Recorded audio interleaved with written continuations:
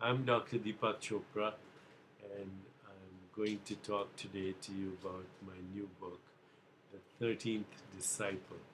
The 13th Disciple is a modern day novel that brings about a deja vu experience in a young woman as she remembers her experiences in the last moments of the crucifixion of Jesus Christ.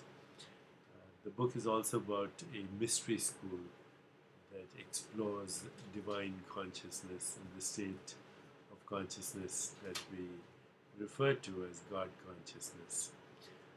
The book deals in great detail with the understanding of the phrase, I am the way, I am the light, I am the truth, as expressed in the Gospel of John. So my take, of course, is that the light is the light of awareness. The way is the expansion of consciousness or awareness, and the truth is the truth of being. There are only two things that we can be sure of in life. One is that there is existence, and two, there is awareness of existence.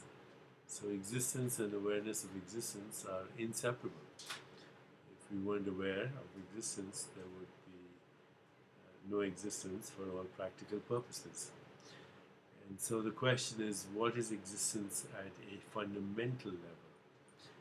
And the thesis of all my work has always been that at the fundamental level, there is only consciousness, a field of all possibilities, a field of infinite creativity, a field of non-local correlation where everything is inseparable, a field of creativity, and a field that's imbued with intentionality.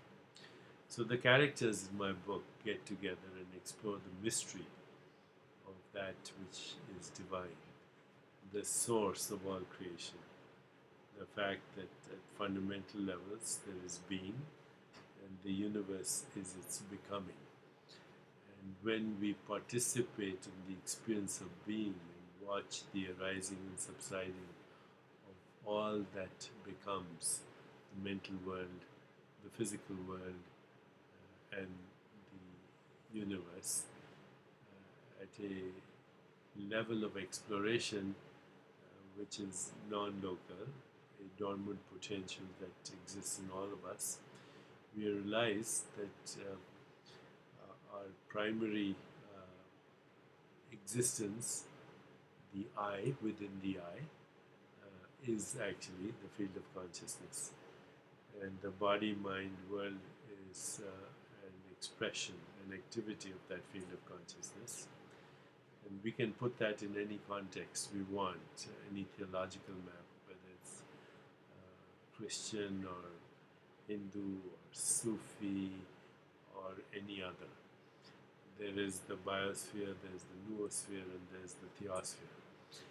And if we come to existence from the level of being, then we can see that sensations, images, feelings, thoughts are what create the mental, physical experience and also the experience of the world. That it's one continuum. There is being and there is the activity of being, which is sensations, images, feelings, and thoughts. And that's all there is. Now we can conceptualize that as body, mind, and universe. And that all the great teachers of divine consciousness, and that of course includes Jesus Christ, kind of explain that in the vocabulary of their time, in the context of their culture. So when Jesus says, I am the light, the only light there is the light of awareness that makes the world manifest. The truth is the reality of being as a field of awareness that manifests as space-time, energy, information, and matter. And the way is the expansion of awareness through self-reflection, through self-observation, through self-awareness, through transcendence, through knowing the difference between the actual, which is the field of consciousness, and the perceptual, which is the manifestation of the field of consciousness. I define faith here as that which we cannot see, which is the unseen consciousness that makes all seeing possible. In the Eastern wisdom traditions, when asked to define consciousness, the great sages said, that which cannot be seen, but without which there is no seeing. That which cannot be tasted or perceived or heard, but without which there is none of those experiences. That which cannot be imagined or conceptualized, but without which there is no imagination and or conceptualization. The certainty of this unseen consciousness that makes all seeing possible is faith. People ask for empirical evidence, but empirical evidence is really based on the ability to observe. And what gives us the ability to observe?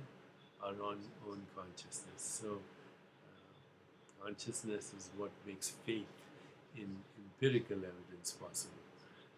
I hope that makes sense, and to some of you it will, and to some of you it won't. In any case, that's what the book is about.